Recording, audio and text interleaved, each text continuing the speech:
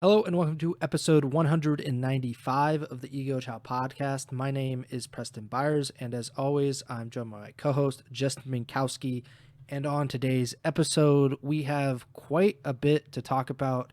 The Call of Duty League, about a half an hour ago when we're recording this, announced pretty much the full season details, how many events there are, where the events are going to be, other than one event, I believe, when the event is going to be. So we have a lot to get into. And we also have some final CDL team rebrands, literally the final OG 2020 CDL teams rebranding. So we'll get to all of that. But before we get to any of it, how are you doing, Bink? Yeah, doing all right. Like you said, we just got the announcement literally 35 minutes ago, and we're going live right after it. So you're going to be getting our immediate, instant thoughts and reactions to everything that just got announced for the 2026 season. And I can't remember a time where this much information on an actual schedule basis has been announced. I know that's something that you have had a personal gripe with over the years, and it's something that's I get that not everything is set in stone right away, and obviously that's the case here where we don't have the dates for one event, but this definitely feels like this is the most complete schedule announcement we've ever gotten historically. The CDL loved to withhold the dates and location for champs until later in the season to kind of try and hype that up. Last year, I think, was the first time they really announced it early on before the season even started. Now they're following suit here by even giving more info straight away, and we got some format changes for the tournaments and a bunch of good stuff. So it should be a good time.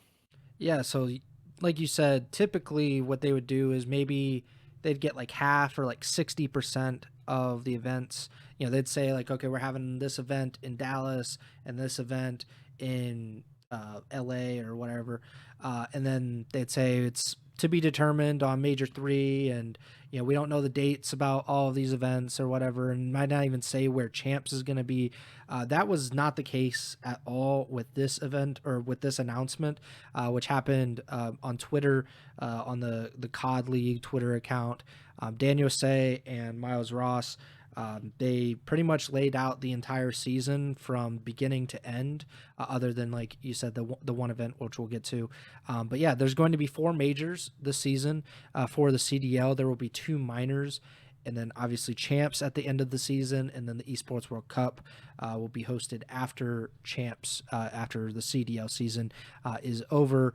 There's really a lot to get into. I think the I don't even know what really is the most important of all of this. I should say, just right off the bat, that the season itself starts on December 5th. That is when opening weekend begins for the CDO. So I think that is good to just start off that we are a little over a month away from the beginning of the 2025-26 season, even though Bink does not prefer that nomenclature or whatever. But yeah, the next season of the CDL is a little over a month away. Most of the stuff that we'll get into is essentially the same. The majors, most of them work the same as we have seen in the past. But Major 2, I want to say, to just jump out, because this is the one that we were talking about a little bit a few weeks ago, when there were rumors that not every CDL team will make it to the major, and people were thinking, okay, it's going to be an 8-team format, which is how they do it for champs. It is different for Major 2, which will be at DreamHack Birmingham in England. Daniel Say said it's the first event in 5 years in Europe for the CDL, or for England, not Europe, because they did the Spanish event last year. So the first time they've been back to England in 5 years, which I don't think that's correct. I think it'll be 6 years by the time that this event actually happens, but same difference. But this major, the second major, will be hosted at DreamHack March 27th to the 29th. And before Major 2, there will be 6 weeks of qualifying matches. During that time, every CDL team will play every CDL team. So every team will have 11 qualifying matches in that 6-week period. And at the end of that 6-week period, only the top 10 will go to Major 2. So whoever gets the 11th and 12th seed or place in those qualifiers, they will not make it to England. They will not attend that event. And then once you actually get into the event, it is not just like a 10-team bracket or whatever. It is the top 6 teams from the qualifiers get an automatic spot in the bracket. The bottom 4 teams, so 7 to 10, will play in a play-in bracket, which is single elimination, where 7 plays 10, 8 plays 9, and the winners of those matches then become the 7th and 8th seed in the actual double elimination bracket. And then it plays out like we've seen at champs, where there's double elimination and so on and so forth until you get to the end of that tournament. Obviously, that is a very odd format. I'm not, I know they explained it as, they wanted to make specifically majors 2 and 3. I wrote it down. Daniel Say said unique and important in every stretch of the season, that they wanted to kind of boost the middle of the season, because Major 1 or the beginning of the season has that kind of launch hype, and then Major 4 has the champs hype, but they wanted to do something in the middle, and this was something that they thought of for Major 2. So I want to kind of get your reactions on their idea on how to increase the hype and importance of the second major. Well, I think for starters, there's going to be a lot of people who are just excited that an event is back in the UK. Yeah. So I think regardless of whatever format changes they decided to make for Major 2, that there's already some element of hype to Major 2 compared to probably previous Major 2s. I'm not really looking at because I don't really necessarily agree with how they said that, in terms of like, the start is exciting because of launch and the end is exciting because of like a playoff push or whatever. I don't really know. I guess the first event is always the first event, and that I'm fine with that. It's really the last one. I feel like, you know, not saying this to like toot our own horn or anything like that, but really, like, the league doesn't do necessarily anything unique in terms of trying to promote or amplify the playoff push for these last events. It's really like, you know, content creators and people talking about the league who are the ones pushing those narratives, thinking back to like the subliners run, 2-3 years ago now or whatever, like that. Like the league wasn't doing anything around that. That was just a storyline that came up, and as a result of everything in the season, and it was happens chance really that it just happened that way, and you're able to ride with it from a content creation perspective. So I don't really know how I feel about like that evaluation of it, but I don't think that's really the most important thing. I really like, I said it when we first talked about the report for this event. I am a huge fan of them going to a full round robin. I think, especially for an event that isn't going to include every team, it would have been really shitty if they just did a 5 or 7 match qualifier, and then some people are getting in because they just have a better strength of schedule or they played weaker teams, and then 2 teams that had to play all the top teams have a worse record, and then they're missing out on traveling to an event. Mm-hmm. There's no excuse in that department. If every team is playing every other team, you got 11 matches. I think that's going to be super exciting, just in terms of, you don't have to worry about the schedule element or strength of schedule element to it. So we get all that, and I think that's just, there's going to be the people who are not as excited about that, because it means more online matches, more weeks of qualifiers and whatnot. Um, but if the game is entertaining and enjoying to watch, I think it bodes well for the competitive integrity of that tournament to have every team play every other team.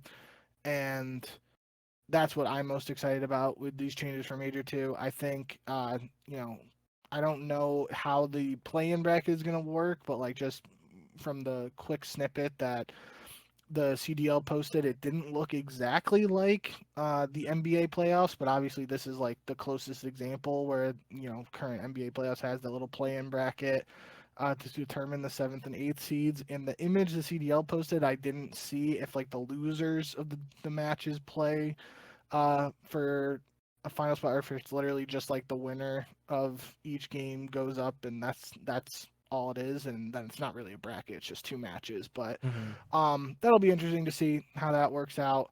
Um, but yeah, I think that's the closest comparison. It's it's definitely a new format, and I am excited about the changes in terms of the qualifying process. I think I said it when we talked about the report. Like, they're over these last couple of years, we've always mentioned these couple of teams at the bottom of the barrel are just showing up to events, playing one series, losing 3-0, and in 30 minutes they showed up to play three maps, 30 minutes, and their tournament's done.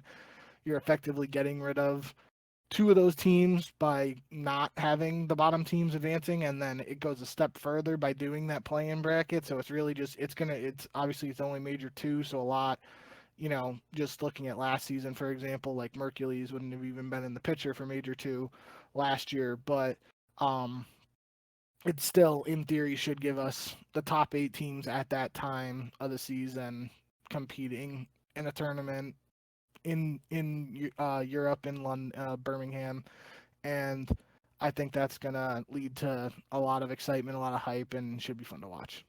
Yeah, I didn't think about it, but when you mentioned the NBA play-in bracket, I think that is the ideal scenario Yeah, for Major 2, because if it is how I think it is a single elimination. I could be mistaken, it but looked like it's just two matches. yeah, it looks like it's just 7 versus 10 and 8 versus 9, Yeah, and the winners of those matches, then whoever's like the higher seed gets the 7, whoever's lower gets 8. I hope that's not the case. I hope, and it's not like they're set in stone. Like, this is 4 months away or something. So like, they should, in all seriousness, change that. If it is a single elimination play-in, they should change it to the NBA bracket where, okay, these two teams won, and then have them play, have those two winners play, have the two losers play, and then there's a final match where the winner of the second match and the loser of the first match, they play.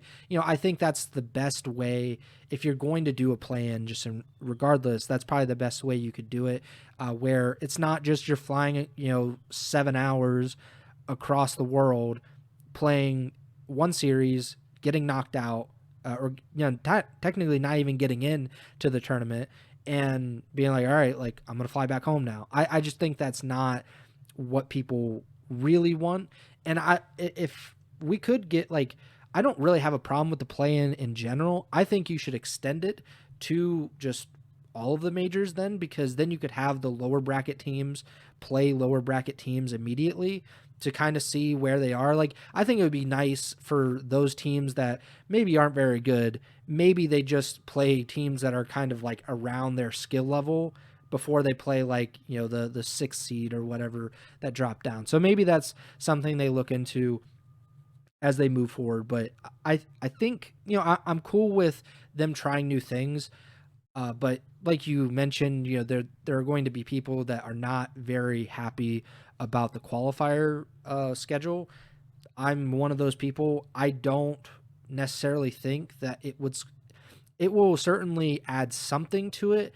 I don't know if it's really going to increase excitement and anticipation for those last few matches, because there's 11 matches. Like, it's a month and a half of qualifying matches, and I just don't know if that's going to do it. I don't know if people are going to be tuning in specifically because they're like, okay, like, this team is on the verge of being knocked out of major 2 contention, or they're going to fall into the play-in category versus getting one of the top 6 seeds. I think you really can't replicate what the end of the season brings, where not going to champs is a really big deal. Yeah. And I don't know if not going to major 2 in England, even if it is the first event in England in 6 years and it's like this new format and all that, I don't know if that's going to be even remotely as devastating and kind of as like career altering in a way. Like, if you don't even make champs in a 12-team CDL, I think that's a really bad mark on your legacy, just in general. Whereas, like, if you don't make a major, I don't know if anybody will even remember a month after that major. Like, I don't know if people are going to be like, oh man, do you remember like Slasher not making major 2? I just don't think that really matters at the end of the day. But, I think it's worth trying. And to your point, every team playing every team in the qualifiers is a good idea. It's just that they've always struggled maintaining people's interest over multiple weeks, especially online matches, which I think that is, I just don't know if they even have like a solution for that, just period. So I don't know. Yeah, I think on the missing major 2 front, I mean, I don't know the exact prize pool for major 2 if it's the same as previous years or whatnot, but it's still, a 6-figure tournament prize pool overall. So like, if you're one of the teams missing out, you're still missing out on the potential chance to make a couple $1,000s. It's not the same as champs, but if you're a team that misses major 2, you could also be a team that misses champs, and then that basically means like you're only realistically getting a chance to make money at 4 tournaments outside of your salary. So I think that's from a player standpoint, that'll be the motivation. Obviously, money is always part of the motivation, but the other element, there's obviously not like unless Gentlemates officially rebrands to Paris, we don't really have a European team, and a lot of the European players are scattered over across multiple teams, reportedly and confirmed. But that means that there is a chance that some individual players might not, some European players who are on these individual teams might just miss out on the chance to play in a European event, first event in Europe in a while. So, or in the UK, sorry, not Europe. They did um, The Madrid major. yes, thank you. I couldn't think of. I was going with Spain. I was going to say Barcelona. I knew it wasn't that, but so yeah. I think that's another side note. But again, that doesn't affect the fans, right? And I do agree with you.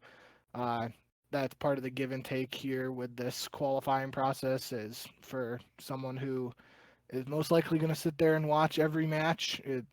Like me, it doesn't matter to me how many there are. I just think for competitive integrity, wow, competitive integrity's sake, it is important when not every team is guaranteed a spot. That because like just looking, we'll talk about the schedule for the matches and stuff, but like opening weekend, the new Falcons team plays Optic and LAT for its first 2 matches of the season. If that carried into the major 2 qualifiers, like Falcons is already looking at a very tough strength of schedule, whereas another team could have it easier, and then that could be the difference between a team making it to the tournament and not. So I'm glad that that's not the case since everybody plays everybody else. But I do agree with you that there are probably going to be several matches that are struggling for viewership. At least they would have been on YouTube in previous years. Yeah, we'll get to that part of it. But so obviously that's what is happening at Major 2. And then Major 3, which again, they said is, that is the bulk of what they're trying to beef up is Major 2 and Major 3 because it's the middle of the year. So Major 3 is going to be the Pro-Am Classic. This has happened a few times in the CDL. All 12 CDL teams make it into the major. And in addition to that, the top 4 challengers teams will make it into this Pro-Am Classic, which we split into 4 groups of 4, which is kind of a traditional classic COD Open event where you get group play and everything. I saw that the CDL tweeted that the 4 challengers teams that will qualify for the Pro-Am Classic will be the Elite 3 winner in NA, the Elite 3 winner in Europe and the Middle East, and then the top 2 teams from the Major 2 Challengers Open. So those 4 teams will be the teams represented at Major 3's Pro-Am Classic. And the way that they revealed it's the GSL format, which, if I'm not mistaken, it's basically like if you have 1 win, then you play the other team that has 1 win, and then if you have 1 loss, you play the other team that has 1 loss, and you kind of just get it out that way, basically. And then the top 2 teams from each group then advance to an 8-team double elimination bracket, and that's kind of how it goes for the rest of the tournament. I have no issue with Pro-Am Classic. It's not a new thing. I don't think that it typically it's a great thing for challengers, players, and teams, and this should be kind of the norm going forward, in my opinion. I think that incorporating at least a few challengers teams into the CDL events is exactly what the CDL should be doing. I would like to see this happen for almost all of these events personally, because I think it gives these usually young guys and guys on the fringe that aren't making full-time salaries. I think it gives them the incentive and something to kind of grasp for, where if it can feel like a lot of times, I'm sure that those guys are just kind of like toiling away, just trying to eternally get back into the CDL or get into the CDL for the first time. So I think that this is something that they should do for all of these, but at least for Major 3, this is how it's going to work. What do you think about the Pro-Am Classic, and it being kind of part of this twist in the middle of the year to improve? I'm sure the idea is improve viewership and fan interest. Does that really do it for you? Yeah, I like you said, it's happened before. I think the one thing that would have to happen that hasn't really happened yet, outside of like the Vanguard first event when the team that eventually got picked up by LAG, I think it was LAG Academy, but like they outplaced LAG, Yeah. or they went on a little run and then they got picked up to the main squad. Um, with all these pro-ams, it just turns out that the CDL teams, for the most part, still end up with the highest placings, and there's always like one challengers team that skirts in and starts to make some noise, but in the end they end up with a top 12, top 16 placing. Um, so I think until we really see a challengers team just go on one of those historic runs, I don't know how much it moves the needle for me in terms of a pro-am. But like you said, I really just the opportunity being there, I think it's awesome.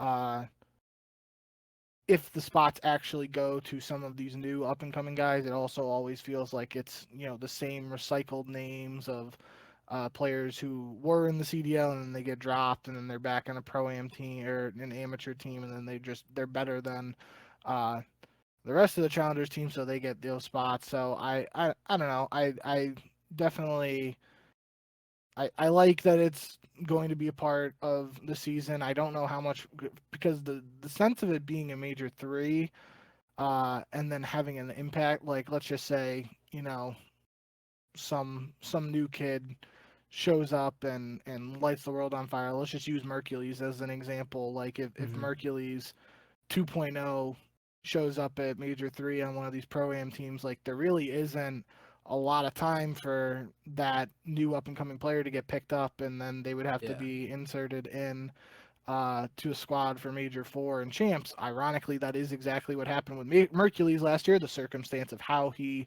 got introduced to everything, and then everything like that is different. But from a timeline perspective, that's what he came for Toronto Major 3, picked up by Optic for Major 4 and Champs, and won Champs in EWC. So I mean, I guess talking about it now out loud, like it's not the craziest thing, and it actually has happened before. But I just think like a pro-am closer to the start of the season gives um, some of these new players more of an opportunity to get picked up by a CDL team that's actually willing to make changes. But at the same time, we just saw it happen the other way, so I can't really say that. I do think, again, I'm thinking out loud here, but with a pro-am being further into the season as opposed to at the start, maybe that does give an advantage to some of these other people to sort of like get more familiar with the new game, as opposed to if it's at the start of the season, maybe just some of those COD Pro vets who are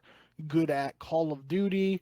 Um, Regardless of what the title is, they have more of an edge over some of the up and comers because it's the start of the Mm-hmm. game. But maybe as time progresses through the season, some new faces can jump out and get a chance to showcase to everybody what they're capable of.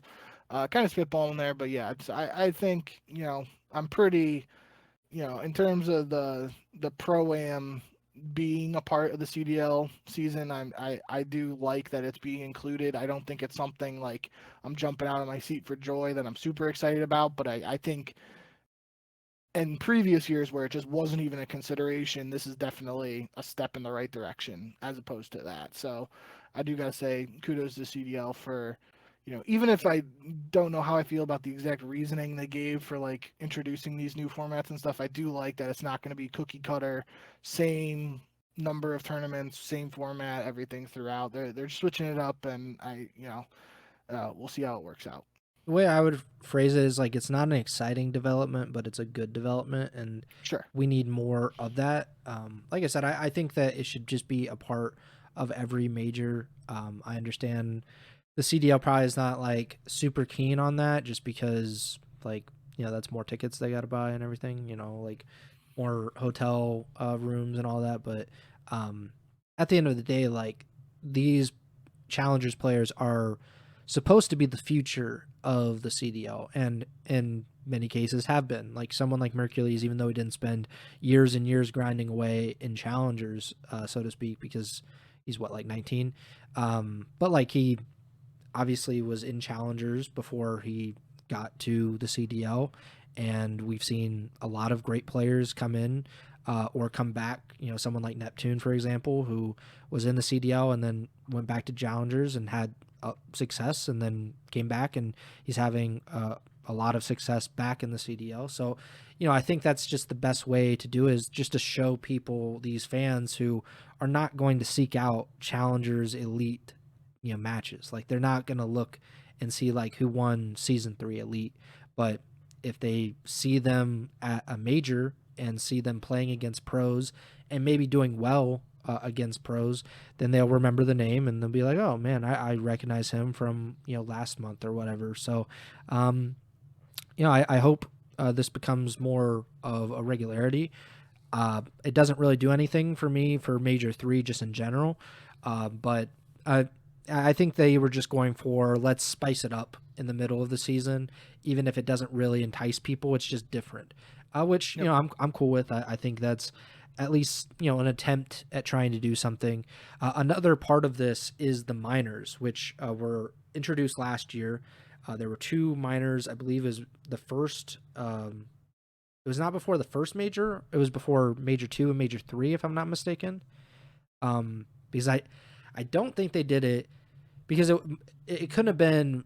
Oh no, it was before major 1 because there was yeah. the return from the holiday break. So it was before major 2 or major 1 and major 2, right? Yeah, it was because Faze were 0-3 Yeah, in the qualifiers, and then they won the minor, and it didn't affect their yeah.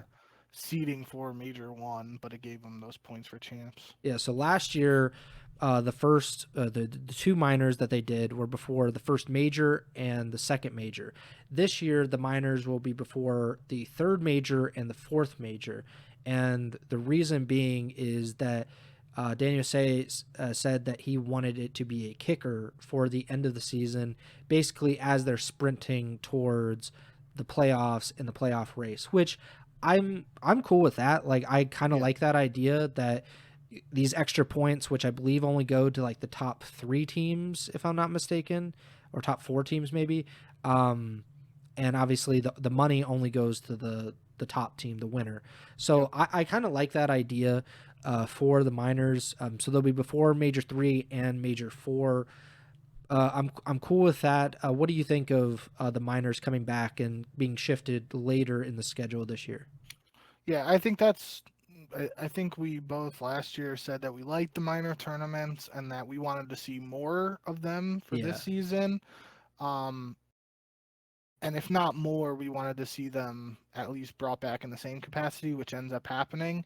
And I do think I like them being at the end of the year, especially in the sense, like we're saying, if it only affects champs points, having them at the start of the year doesn't make as much sense, yeah, and it doesn't make sense, especially this year with the major 2 having uh, the lengthened qualifier match schedule. It wouldn't have made sense to have a minor during Major 2 anyways. So doing it during Major 3 and 4 makes sense to me. I think I just saw Miami Heretics like posted their match schedule in a graphic on Twitter, and it showed 7 qualifying matches for them for Major 1. Uh, then obviously 11 for Major 2, and then only 5 for 3 and 4. So it'll be 5 qualifying matches plus a minor for 3 and 4, which means that's technically the shortest part of the season for, the teams that don't go on a run at the minors. But I do think that overall, happy minor tournaments are back. I am happy that they I would have liked to see more, but talking about it out loud again, it wouldn't have made sense to have one during the Major 2 qualifiers with that whole system for Major 2 in place. So at most, it would have been 3 minor tournaments this year over 2. So not going to split hairs there over not having one additional online tournament.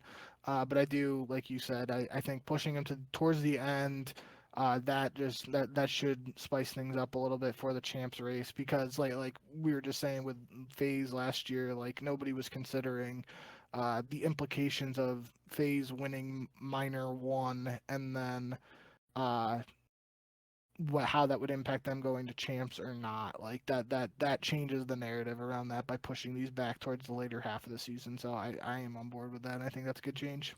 Yeah, the only one, like you said, I think they should have added one at the beginning of the year, before the holiday Yeah. break, because that would have been the time. Because the last matches before they go on the break are December 14th. They should have done it the following weekend. Because it's an online event, like it's really not that big of a deal. Like people can do that event and then travel home for Christmas and all of that stuff. So they should have done the minor like on the 19th to the 21st, and then everybody goes on the break for 2-3 weeks, and then they come back and they finish up the qualifiers. So that, again, like you said, that's kind of like splitting hairs, but Yeah. if you're looking for room to improve, that's probably where you would go with the minors at least. So yeah. One thing I'll throw out too, real quick, just because we kind of mentioned it in passing and we talked about it in different episodes, is with Black Ops 7 being released on November 14th and the season starting on the 5th. That's literally the first match will be 3 weeks after, exactly 3 weeks or 21 days after the launch of the game. And I think we both, I know I said it, I think you agreed with me, but if I didn't, you can correct me. I think 3 weeks is like the appropriate or the best case scenario for starting the season um, from the launch of the game, just because I think we both said in the past, like if they did a launch tournament literally 24 hours after the game dropped, that'd be super cool, but logistically it makes sense if that's like a nightmare and not going to happen. So I think 3 weeks is like the appropriate amount of time where it's like it shouldn't be a logistical nightmare to get things off the ground and get things started, and it gives ample time for the players to get their hands on the game and try things out and whatnot. So I think that's kind of like the sweet spot, and it might be the soonest that a season has started after launch. I know this is a later launch for a COD game than some of the previous ones. I think last year was the end of October too. So I don't know that for sure, just spitballing, but I do think that's worth mentioning that we're getting the season start exactly 3 weeks after the launch of the game. Yeah, I do like that. I'm sure the late release date, because some of these have been in October recently. Yeah. I think that probably screwed things up, because honestly they probably could have gotten in almost the full first major cycle if it was like a mid-October release date, but or even like October 22nd or something. They might have been able to get like a lot in, but like with mid-November, it's probably not going to happen, especially because they're going to take Thanksgiving into account as well, and it becomes kind of a nightmare for them. But yeah, I think like you said, 3 weeks is pretty good. We'll eventually get there when you and me are running the CDL. Like we're doing like a launch night tournament, like an online tournament, because that's what it used to be, especially with S&D tournaments. There's no reason that we couldn't do it for the CDL. And people don't need to leave their homes. So that would have been ideal. But yeah, I'm cool with 3 weeks. And it does seem like there is kind of a concerted effort to, capitalize at least at the beginning of the CDL. And I'm sure, I wouldn't be surprised if they have rules like laid down by whoever is running, Activision, whoever Daniel Say's bosses are. I'm sure there are rules of like, you can't do certain things like within a week of launch, like, marketing and all that. So there might be some complications in that regard. So I do understand that part of it. But yeah, that's mostly the CDL season. We'll go real quick. Major one will be in Dallas, hosted by Optic Texas, January 29th through February 1st. So that's the first major. That's almost 2 months after the season starts, because you'll get, I believe, 2 weeks of qualifiers and then the break that, from like the mid-December to like the second weekend of January.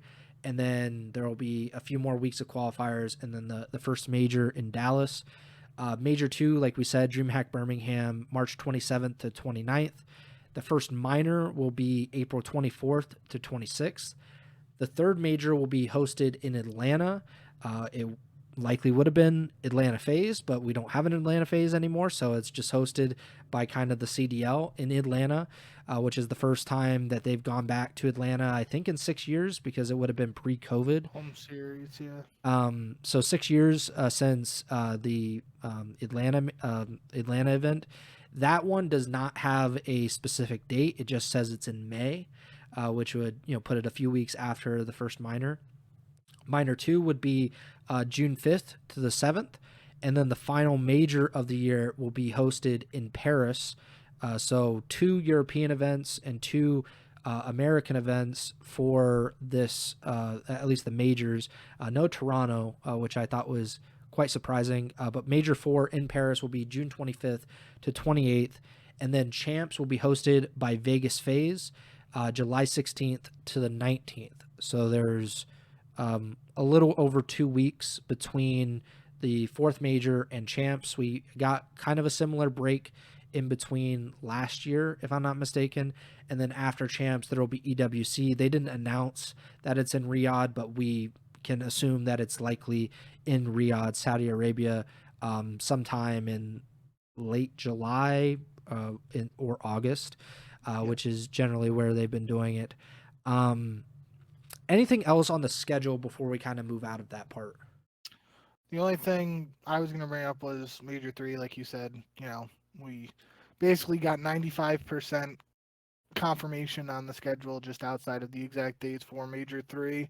And I thought it was interesting that we're getting an Atlanta event after Phase rebrands to Vegas Phase and relocates. So thought that was interesting. They weren't able to, so I would agree with what you said, probably something to do with a CDL hosted event. If not, I don't know how they, I don't know what they're going to do for Major 3 and Major 4, because I guess that Major 4 in Paris would be contingent on General Mates hosting it if it's not hosted by the league. And then Major 3, I mean, Vegas, or Phase is hosting Champs, apparently. So not sure if anybody really cares about that, but that is just interesting to think about. And it is slightly weird that we're getting an Atlanta event after Phase technically leaves Atlanta.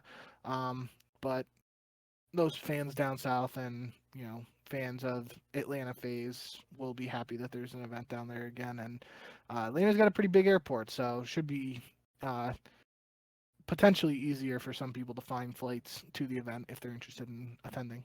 Yeah, they didn't say, because they specifically mentioned Optic and Phase hosting the events, so maybe they are holding off if Gentlemates does rebrand or something, and starts representing Paris specifically. Maybe then they'll say, okay, Gentlemates is actually hosting this, and we just didn't say back then. But at this point, it looks like the CDL will be hosting 2 of these events, and we don't really need to talk about it, but I think it's just worth mentioning that Daniel Say said that there will be a Challengers Open at every one of the majors this year. and that there will be an additional elite season. So there will be 4 elite seasons and 4 challengers opens this year. And he specifically said, I think pretty interestingly, that the CDL is hosting the challengers opens. So it is not, I think, incumbent on whatever team is hosting the major to deal with that. So that, I don't know if that means anything, but it did seem pretty interesting that he specifically said it's hosted by the league.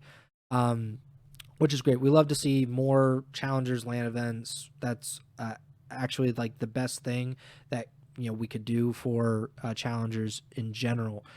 But we have a few more really important things to talk about. The first is actual gameplay. I haven't played Call of Duty in a while. I don't know when the last time I even turned on my PS5. But a new game mode has been added into the CDL rule set, which I thought was very interesting. We've been talking about this for years about even before Control was even introduced back in Black Ops 4. It was like, okay, like, do we want domination? Do we want capture the flag? Do we want X, Y, and Z, like whatever game mode kind of popped up? Obviously Uplink back in the day, Gridiron was floated about during World War II. But this year in Black Ops 7, the third game mode will not be Control. It will be Overload, which looks kind of similar to CTF in a way.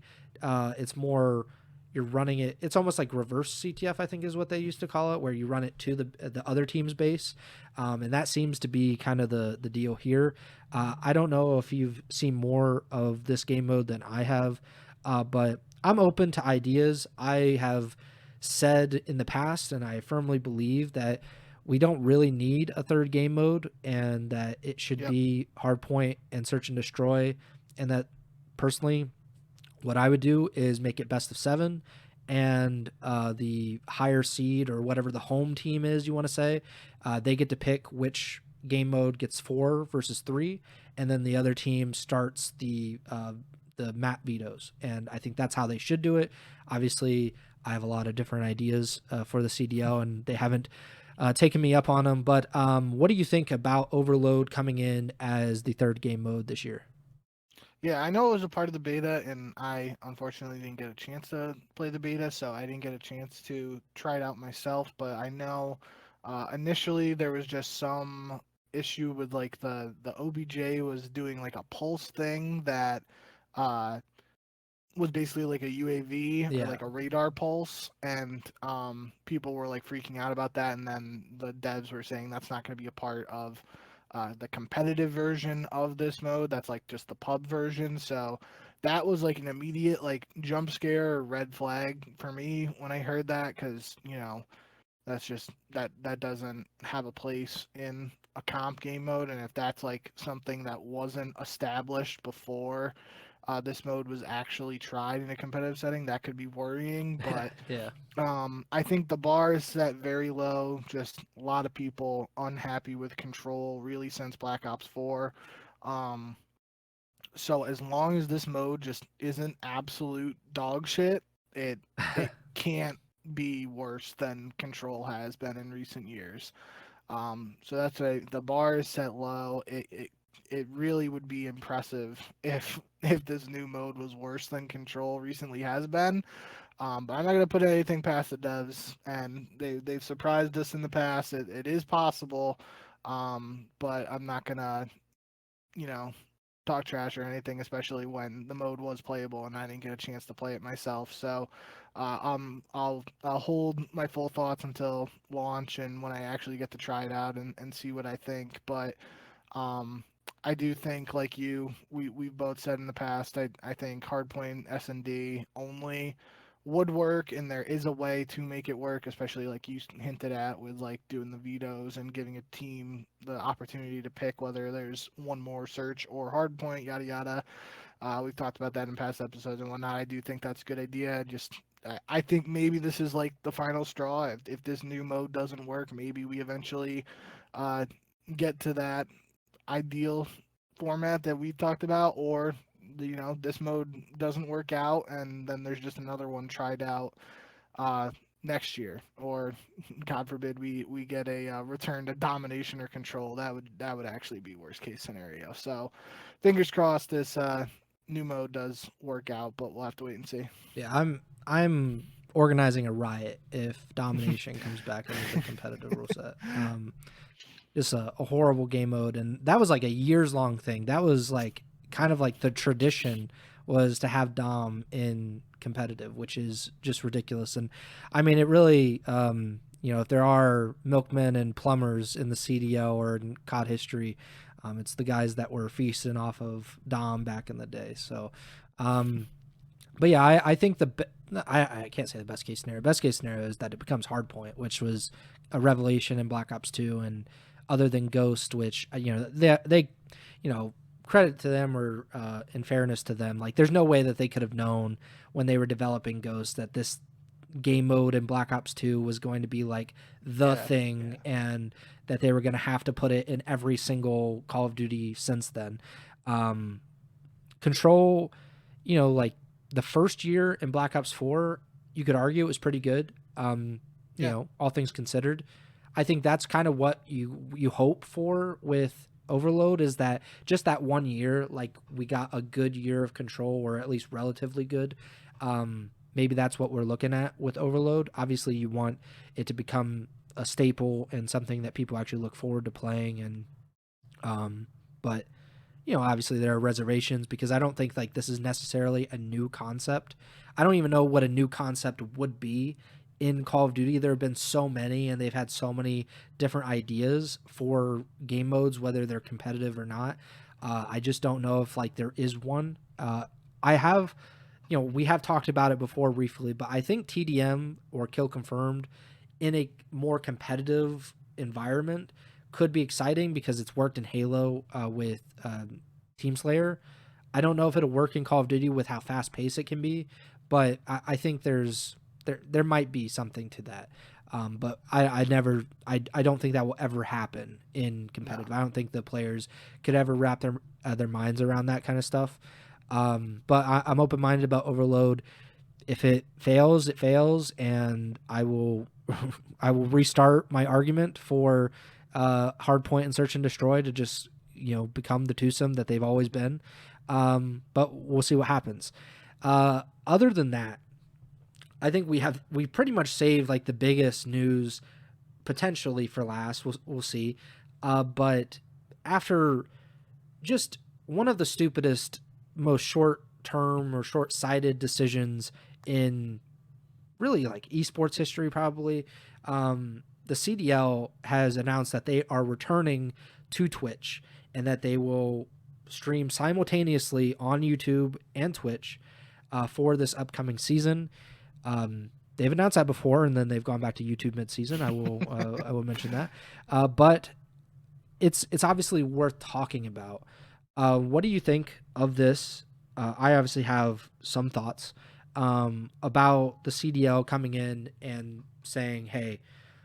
Almost, it didn't feel like a hat in hand situation, but it probably should have been a hat in hand situation. Where it's like, hey, we messed up. We're coming back. We're gonna allow the people that told us we were stupid back then to go YouTube only. We were wrong, and we're coming back to Twitch. We're gonna do this co-streaming or simultaneously streaming thing that we were doing very successfully with. What do you think about this move to go back to both YouTube and Twitch? Yeah, I mean, it feels like a no-brainer from at least a fan standpoint and whatnot. From a business perspective, obviously, like media rights deals or whatnot, if financially in the past it made sense for the league to be on YouTube, that's the hand they were dealt. But in the world we're in right now, doesn't seem like that's there's some like contract stipulating it can only be on one platform or whatnot. And I think that should in theory work out well for viewership, at least. Like just the fact that Scump and Zuma can do their watch parties on Twitch, that should help with viewership in theory. um just thinking about it out loud, though, I mean, I will probably still be watching on YouTube. I know Twitch recently did I think it's maybe for subscribers that you can like rewind streams or whatever, but that's just a feature on YouTube that I've really gotten Yeah. used to over the years and watching matches. And I love, like, if there's like a hype moment or just the end of a match, I love just like rewinding 10, 15 seconds right after it happens and just seeing it again. And then I get to write down the score and all that stuff that I do uh, for myself for my viewing experience. So, um, and that was kind of a result of these changes over the years. Like, I was always obviously watching on Twitch before that, and I never really cared about um, the viewing experience on YouTube or whatever. But I've gotten accustomed to it. At least the rewind feature, I'm a fan of that. So probably a case where I'll continue to watch on YouTube, and unless the rewind feature comes to Twitch in a non-paid format, because I do think it's for subscribers. But if I'm wrong, I'm wrong on that. But regardless, I just think from a very basic standpoint, like, Twitch being back should only add eyes to the CDL, Yep. should improve viewership numbers, and it should be a good thing in terms of like financially for the CDL and whatnot. That's something else they're gonna have to figure out on in terms of making up the money that seemingly isn't there from some sort of exclusivity deal or whatever. Yeah, the only thing I'll say about that is like you always get those like geeks on Twitter when especially when the co-streaming stuff was happening and like Scump and the Flank and all of them were getting like tens and tens of thousands of viewers, probably like hundreds of thousands like combined when they would do these co-streams with the CDL, and like the CDL would have fewer viewers than Scump would for his stream or whatever. And they would say, well, like obviously this, like, people overrate the impact because like it doesn't help the bottom line of the CDL. I'm gonna say like it does not fucking matter, like even a little bit, because this league isn't making money no matter what. Like, we need to be honest with ourselves. This is not the NBA. They did not sign like a $70 billion media rights deal or whatever. Like, this is the CDL. This league is not making any money. I would hazard to guess that not a single team in CDL history has ever turned a profit.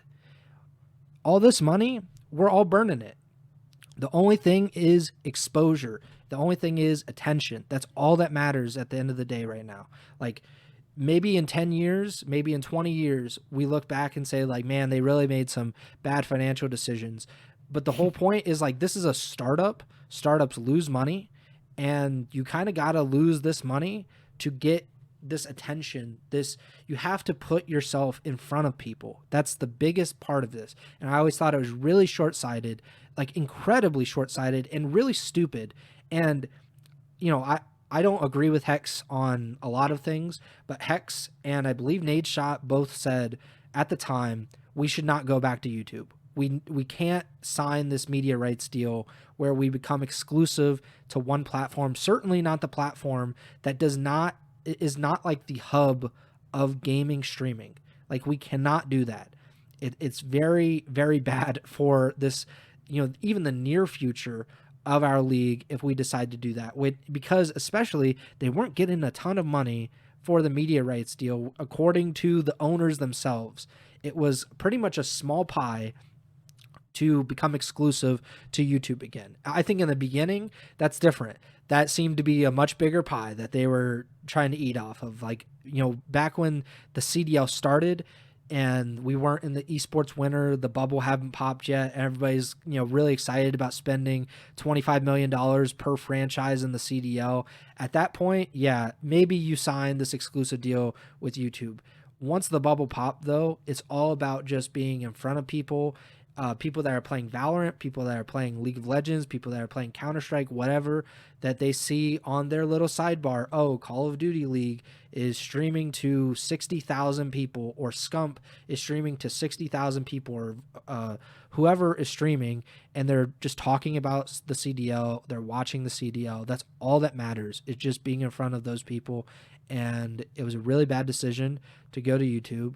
I think this is an admission, even without admitting it, that it obviously didn't work.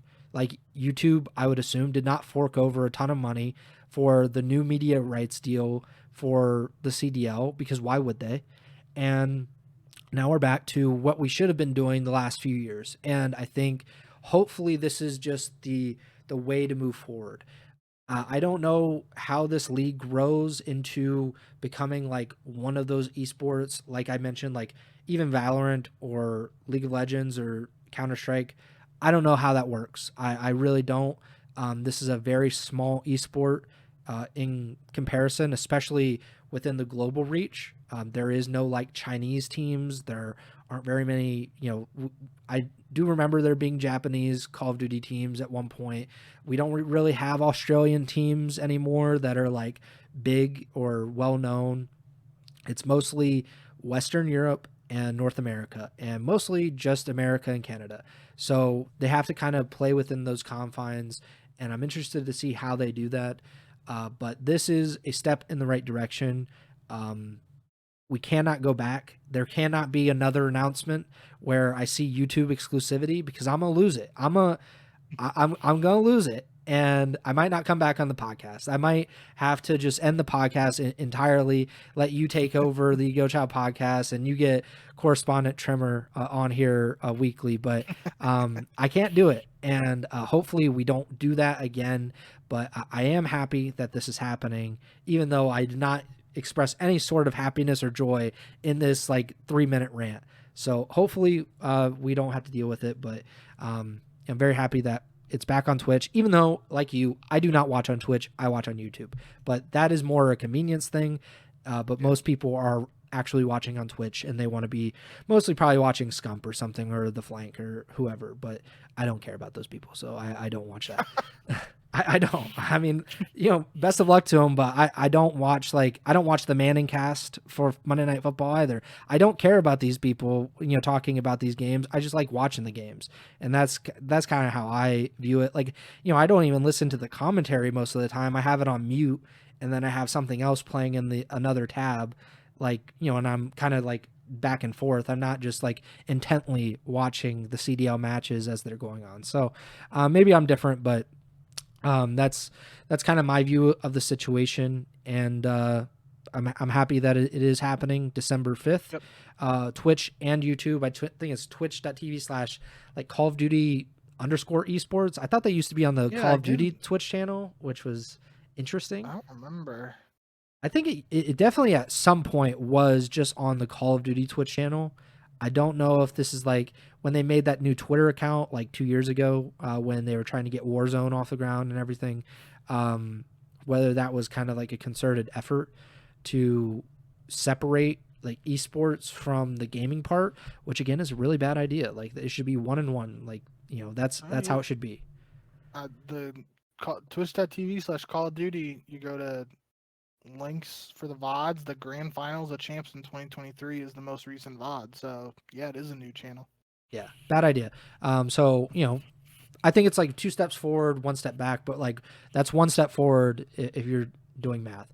And then it's YouTube, the same YouTube channel that they've been doing it on for the last few years. It's not a new channel. They got 176,000 followers on it, and they got a VOD from 2 years ago as well for challengers. So they've used it, but it wasn't the main.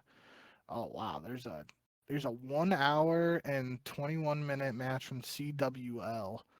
FaZe Clan versus E United from June 15th, 2018. So that's it's like just here. Yeah, so it's been the old used for CWL. Yeah, it's the old CWL channel, which again, bad idea. Just do it on the Call of Duty channel. But yeah, that kind of does it for the actual CDL portion of it, or like the announcement portion of it. Quickly, we will talk about some of this other stuff. Meltdown and Standoff, 2 maps that we've talked about, obviously well known for Black Ops 2. They're coming in Season 1 of Black Ops 7. And the Maddox, which was the flex gun in Black Ops 4, is also coming to Black Ops 7 as well as a DLC weapon, which we know the fate of that beautiful gun. That has already been GA'd, certainly. The Slasher is on the case, and the Maddox will not be seen. But what do you think about Meltdown, Standoff, and the Maddox coming in at some point during the Black Ops 7 season? Yeah. that basically that was my main thought too. Is when I see the Maddox is going to be a DLC weapon, it basically is fated to not be used in pro play. But we can keep our fingers crossed. Maybe it will enter a realm here where uh, it isn't immediately fated to be GA'd. But I do unfortunately agree with you that that is most likely the case. Um, Standoff, I don't think we have heard anything about that previously. It was Meltdown and Yemen that were the two maps Yeah. that were hinted at previously. Um, so Standoff coming in is cool. I don't believe it was used in Hardpoint for Cold War. I'm pretty sure it was only Search and Destroy. Um, so it will be interesting to see, especially with Meltdown in Black Ops 2 only being used for search. We've talked about this previously, seeing how the new maps adjust to pace of play. On the last Flank episode, Aches brought up an interesting point with the wall bouncing.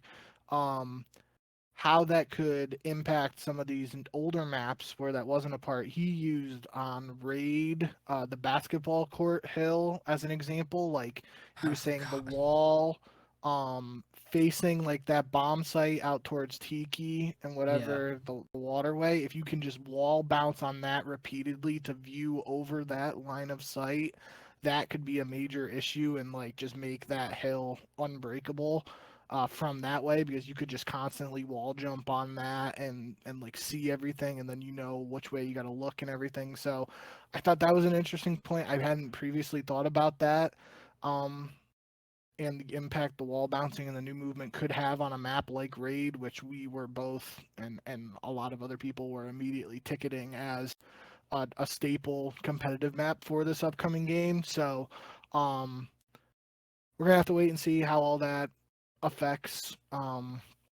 these legacy maps, and especially maps like Meltdown and Standoff when they come in season one.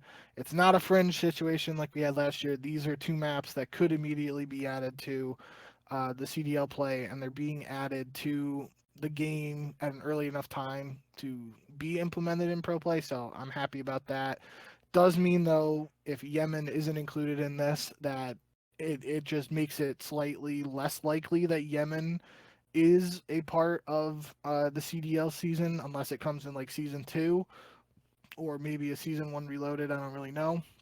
That's true. Um, Other people probably wouldn't care too much about that, but I was the one who said when we talked about Yemen, however many weeks or months ago, that I think it was a map that felt bigger in Black Ops 2, and now with the pace of play, it could be a map that actually um, plays better in Black Ops 7, just again in theory with the advanced movement and the speed of the game and whatnot.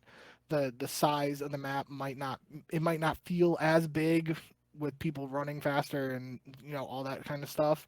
So I would be disappointed if it's not at least even tried to an extent, or it doesn't even get the opportunity to be tested for CDL play. But I will say, it's not like if the roles were reversed and it's Raid, like I would be devastated if Raid wasn't getting an opportunity to be tested. I'm not as overzealous about Yemen just because it's Yemen versus Raid in Yeah. that comparison. But I do think I personally am a little more excited about the potential of Yemen in Black Ops 7 than maybe other people who played back in the day. Yeah, I think the wall bouncing thing is interesting because Yep. there are there's the whatever the half wall on Standoff where you could wall bounce off like grandma's house and you could just see over mid constantly. Yep. There's also boxes where you're going toward like the playground if you're on the like the van side or the other side of the map, Yeah. and Yeah. so you could kind of wall bounce there and just look out for mid the entire time without getting shot. So those are pretty interesting quirks. I think we'll see how it works out in Yep. the game and how the wall bounce stuff actually, or if they kind of just like, all right, like we're just gonna make this wall higher, like we're just gonna like we're gonna block a view somehow just to make it less impactful, especially in mid. But we'll see what happens with that. Second to last thing is Formal. Formal did um, an interview with Hex and everything, and he was talking about his kind of career prospects as he comes to the last part of it. And he said that the Halo Worlds event was likely going to be his final event. And he said, "Do I want to play COD? Not really." So that kind of seems like it's it. I think that was at least the COD portion of it seemed pretty obvious when we were talking about what will a player like Formal do when Halo has this break in between. I think Halo Infinite is the thing right now versus the next game, and like what happens with this big break with the Halo World Championship events.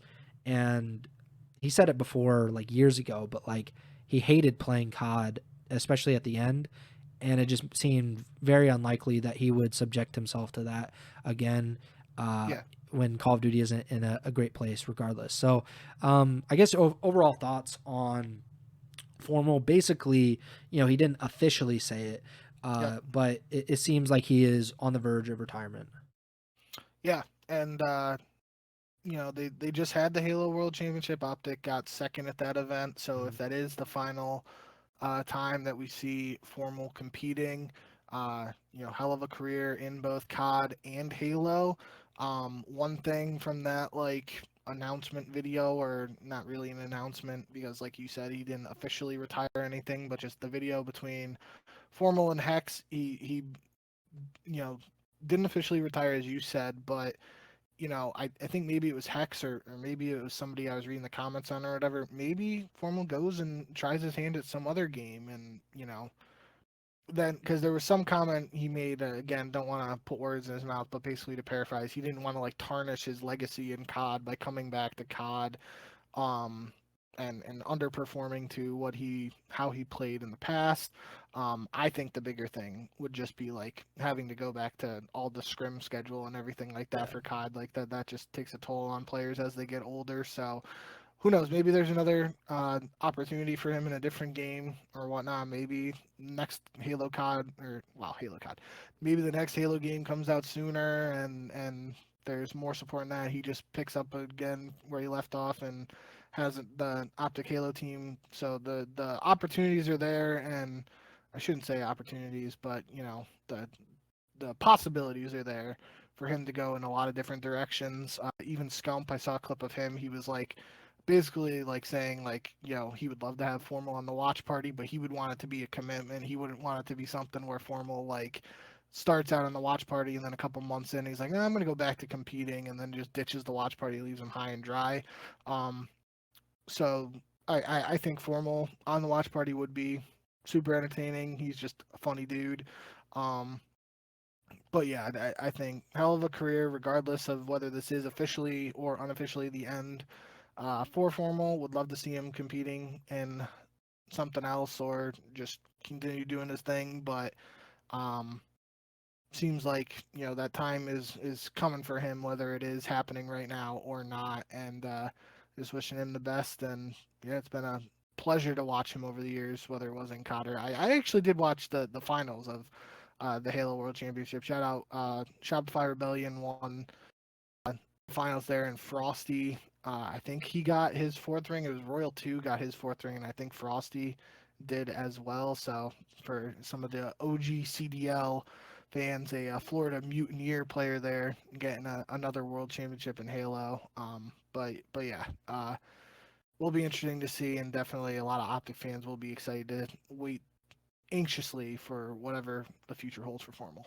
Yeah, he's undoubtedly, in my mind, he's undoubtedly the best first-person shooter player or console player. I don't want to step on Counter-Strike or whatever, but but I think he's the best FPS console player because I know Crim6, for example, has more world championships in COD, and he was a Halo player, but Formal reached heights. I mean, he won world championships in both. So did Shotzi. Yeah, and I think Formal's better, but maybe that's a controversial take. But yeah, I'd put Formal at the top because right now he's the best assault rifle player in Call of Duty history. I don't know what his legacy is in Halo, like specifically. I'm sure like he's one of the best, but I don't know if like he is considered like the best or anything. Yeah, I Um, think that's you got the ogres and whatnot, so yeah, a lot of but OG but names. that's kind of like, but I think when you win a world championship in both, like you automatically get put up on those lists, like him and Shotzi, and he's part of the Optic dynasty with Krim, who has like a pretty good claim to it as well. But like he just had all the Halo success before and after. I think also longevity is kind of crazy that he was really good at Halo before COD, then was really good at COD, and then was really good at Halo after COD, and he's like in his 30s now. That's like a pretty crazy like lengthened prime to have. So either way, like he is one of the best players of all time in both of those games, and he's a really entertaining personality, like you said, like very underrated, very like dry humor, um, not as like bombastic as like someone like Scump. Like Scump is like really hype. Formal is not that guy, but I think the path forward for him, I don't.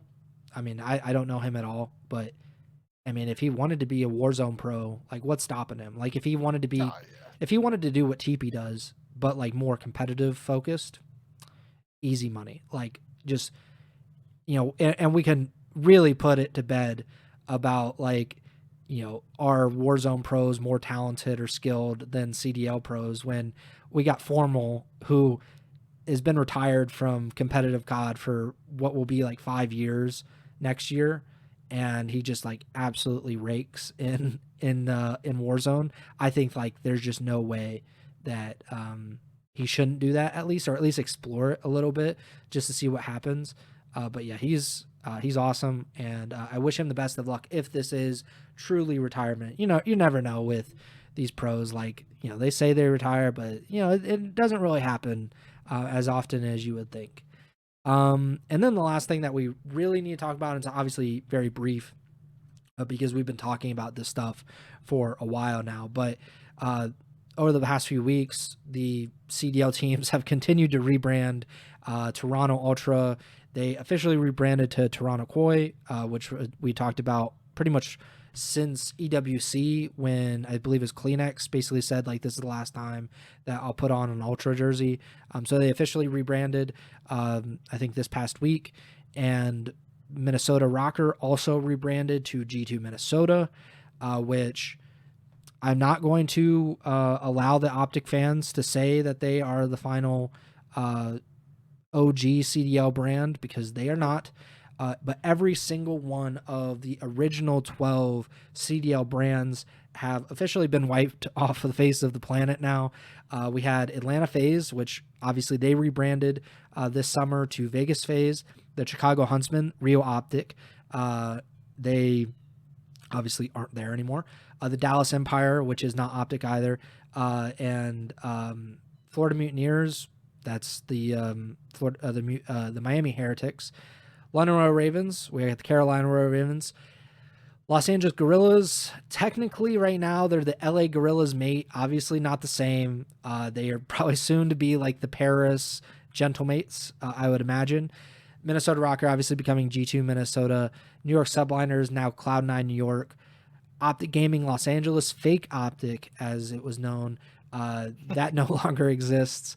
Paris Legion, I don't like I mean, technically it's the Riyadh Falcons, but it's just so many iterations. The Seattle Surge, they're the Vancouver Surge, and then the Toronto Ultra are now the Toronto Koi. So we're all done. The only ones that I'm really like kind of bummed about are the Mutineers, because they had the best logo, I think, and a very unique team name. So I really liked the Mutineers. I wish they would have kept that, even though I don't hate the Heretics part of it. I did like the ROKKR logo, which I think they're keeping in some respect. I don't think they're completely getting rid of it. It's different now with the G2 Minnesota stuff.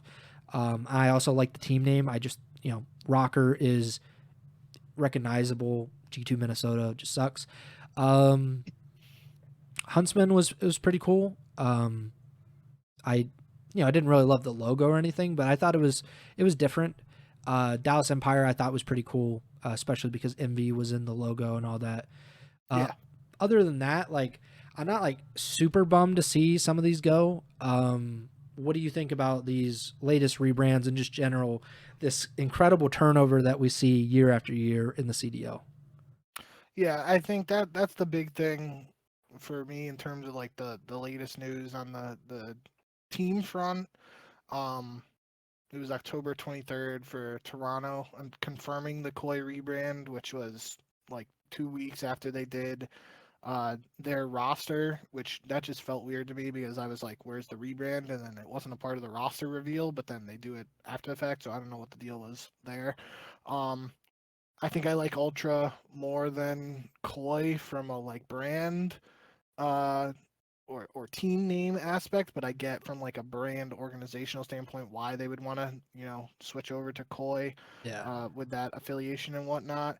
For Minnesota, same thing. I definitely like ROKKR way more than G2 Minnesota, but I get it from a business organizational standpoint. From like a fan perspective, though, cannot understate what ROKKR, that whole organization when it first started came into the CDL. They did such a good job with events and getting that local community rallied around a team that didn't have an existing esports fan base to fall back on or anything like that. So I am disappointed that ROKKR's going away, but like you said, the logo is still kind of staying, and I think it is. I do kind of like the fusion or combo, for lack of a better term, there between like the G2 logo and the ROKKR logo. So, um, gone but not forgotten. I did think it was a little weird the way G2 did the rebrand news though. They like kind of did like a fake out by Yeah. making it seem like they were gonna do like a G2 Berlin, and I was like, what the hell is this? And uh, then it turned out to just be a joke, and I was like, okay, that was kind of weird, but it felt like it was like more of a actual announcement than a joke. And then because there was like a decent amount of time between the two videos for the rebrand, like if they just did one after the other, it would have been whatever. But uh, yeah, end of the day, I think kind of like you said, I do think in some cases some of the rebrands hit different than others. For me, in this case, not really a huge fan of just the G2 and Koi names replacing two. Yeah. Uh, especially at first, like the Ultra and the Squirrel, like that was just like kind of random at first. And then I remember for ROKKR, they did the weird O character with the slash through, and I'm like, what the hell is that? But like over these years, it's grown on me, and I've really come to appreciate it, and especially what it really, spoke highly of Minnesota, but Toronto's done a lot for the CDL community too. Obviously, they had the Splice backing and they had the esports background, unlike the Minnesota founding uh, organization group there. But end of the day, both those teams and the Ultra brand and the ROKKR brand did a lot for Call of Duty esports, and they will not be forgotten, at least by me. I definitely liked both of those, and it's sad to see them go. Yeah, I think I mean the only saving grace about all of this is we are just even closer to getting rid of the team Yeah. name aspect of it because I was looking at the teams that are left. So the Vancouver Surge, I don't know if like Surge and Luminosity are still under the same parent company. I know there was some Yeah. chicanery going on there, so I don't know if that's like they could actually go back at this point. But if so, that's a holdout. Obviously, Toronto Koi is Koi Esports, Riyadh Falcons is Falcons Esports, Optic Texas is Optic. I think they just call themselves Optic. They don't call themselves Optic Gaming anymore. Miami Heretics is obviously Team Heretics. LA Thieves is 100 Thieves. LAG Mate is technically General Mates. Like they don't have the team name in it like really right now, but we're a step closer to that. G2 Minnesota is obviously G2 Esports. FaZe Vegas is FaZe Clan. Cloud9 New York is Cloud9. Carolina Royal Ravens is one of the last holdouts, and so is the Boston Breach. So we have Boston Breach, Carolina Royal Ravens, and Vancouver Surge. Those are the only three teams that are not like directly linked to a brand already in esports. Boston Breach, Oxygen Esports doesn't exist, if I'm remembering correctly. I think it's dead. I think so. Carolina Royal Ravens would be Rogue. I don't know what happened with their team situation. They were at one point tied to Rogue, and I don't know if that's still the Yes. case or not. And then obviously Surge would be Luminosity if that's they're still linked. So, I mean that's 9 of the 12. Um, like those three really don't matter if the other 9 want to go in and just be like, all right, like screw this New York and Vegas stuff. Like let's just go all in on our esports brands. But yeah, we're one step closer to that, which is good news. Even though we're losing Yep. good logos and team names. Anything else before we get out of here? Yeah. Only other thing is the Carolina reports. Pretty sure it was like less than an hour after we went live for our last show that Ronnie Intel decided to, Oh yeah. in Ego Chall podcast tradition, drop the report right after we finished recording. So on October 15th, it was initially reported that there's not going to be a Space Station Gaming rebrand for Carolina Royal Ravens, or like whatever happened last year with Gentlemates and LAG. Like there's not going to be anything like that this year, and it was initially reported that it'd be Slasher and Craze as part of the Carolina rebuild. Then October 21st, we got a report that it seemed more likely that it'll be Slasher and Craze, like more likely locked in, and then the last two would be Geo and Lurks. Lurks being a former Stallions player from Challengers for Zuma, and then 2 days ago, October 27th, we got a report that it'll now be Neuro instead of Geo. So right now, Carolina's reported roster is Slasher, Craze, Lurks, and Nero. Um, I'll let you say whatever you got after this. I know we already texted about it and you didn't have really any crazy thoughts or anything, but I think that the name that jumps out right away is Craze, just because literally the last episode we were talking about how he was that one player from the Omit squad that did well in Challengers last year that wasn't linked to any of these CDL teams, with Mamba reportedly going to Minnesota, and then Vivid and Mac reportedly going to Cloud9. So now, reportedly, all 4 players from arguably the best Challengers team from last season allegedly have CDL spots at the start of this upcoming season, which is pretty cool.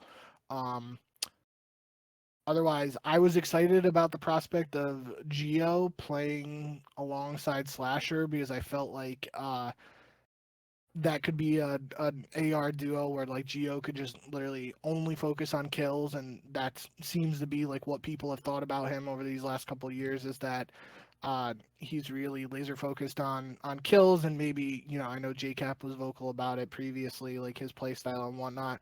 I thought like for Slasher, like it would be a case Slasher could do more of the OBJ AR work.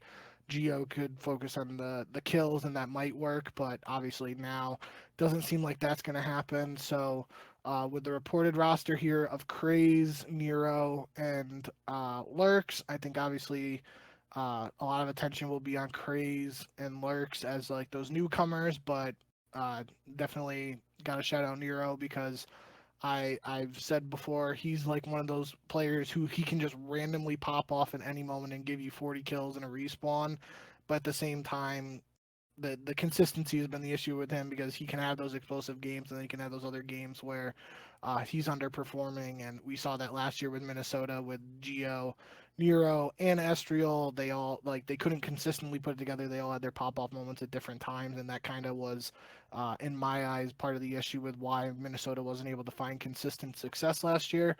Um, so will be interesting to see how this squad works out if it comes to fruition, but I'll let you say whatever you gotta say. Yeah, I don't like you said. I don't really have any like super strong opinions about this roster.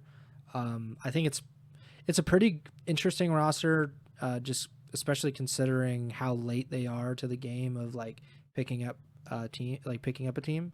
Um, I I I have no idea, like because we haven't seen Craze and we haven't seen Lurks, in the CDL, it's like impossible to say how they're going to perform Yeah. this year. Slasher's like a really interesting player because it feels like, especially last year, he started off really well and then the team cratered, and obviously his numbers cratered when the team did poorly as well. I don't know, like if it's Slasher doing poorly and the team doing poorly, or the team poorly and because in Slasher as a result. But um, yeah, I think it's interesting. Nero, he if he doesn't get on Carolina, it seems like he's not going to get on a team before the CDL season, because at one point he was, I think he's rumored for a lot of teams at some point during the process, but it just didn't seem like it was actually going to happen for him. Now that is on Geo, because Yeah. I mean, the only saving grace is that he could main AR for these teams, and we've talked about it in the past. Like, there just aren't that many in the CDL, so he might. I mean, we'll see. Like, there's still like 5 weeks until the beginning of the season, but I think he could be like a really early season replacement for one of these ARs if they don't Yep. perform. I think Minnesota, just because obviously he was on Minnesota last year, and I think I made it pretty clear about how I feel about Skies on that team. But like, even that is like, Skies is a vet, and he brings something like intangibly that Geo does not, or seems to does not. But I don't know, like that. That's just how I kind of think about it. But Slasher, Craze, Nero, and Lurks, I appreciate them going for two challengers players at the very least, Yep. and seeing if things could work out. Slasher has, I would say, like a hit or miss record with young players and how much they enjoy playing with him. But when it works, it really, really works. And when it doesn't, he makes an enemy out of my boy Snoopy. So we'll see what happens with Carolina as they move on. Or, I mean, eventually this will be Space Station. It seems like next year this will be Space Station. So we'll get rid Maybe. of, yeah, maybe, which would get rid of another brand that we just talked about. But yeah, I think that about does it. We're about an hour and a half in. We really appreciate anybody stopping by on the live stream. If you want to join us for the next live stream or any future live streams, you can do so on YouTube or twitch.tv/Ego Chall Podcast. Please like, subscribe, or follow the podcast feed wherever you're listening or watching on. We're on Apple Podcasts, Spotify, Amazon Music, as well as YouTube. So just look us up on YouTube, and you can watch all of the videos that you want there. I think every single VOD that we've ever done is on YouTube, which we're getting close to 200 episodes. Yep. And yeah, you can follow us on Twitter at JBink with 2Ks, at Pres Byers, and the podcast Twitter is at Ego Chall Podcast. Not sure when the next show will be. It will be within the next month at the very least, because like I said, we're only about 5 weeks out from the beginning of the new CDL season. And I believe we'll probably do like a preview, just like an overall general thing before the season. And then obviously we will do our pick'ems, which two-time defending champion over here. I don't know about you, Bink. So we'll continue to do that. And we still need some rosters confirmed Yep. and everything. So there should be some news over the next few weeks. And then obviously when Black Ops 7 comes out in a few weeks as well. So a lot to talk about over the next month or so. And we appreciate you hanging around, and hopefully, if you're just joining us as we start this new season, then, that's awesome. And we hope you stick around. But yeah, that does it for me. Bink, take it away. Yeah, thank you guys as always for tuning in and all the support. You pretty much said everything that I was gonna say here, and we've done enough yapping today, so I don't got anything else. But like you said, yeah, we still have some rosters that need to be confirmed, and Black Ops 7 itself comes out in, what is it now? It's got to be less than, it's 16 days, something like basically 2 weeks and change. So um, we'll be live soon, regardless of when exactly that is, because there inevitably will be some stuff we got to talk about. But yeah, until then, thank you as always, and remember to send the challenge.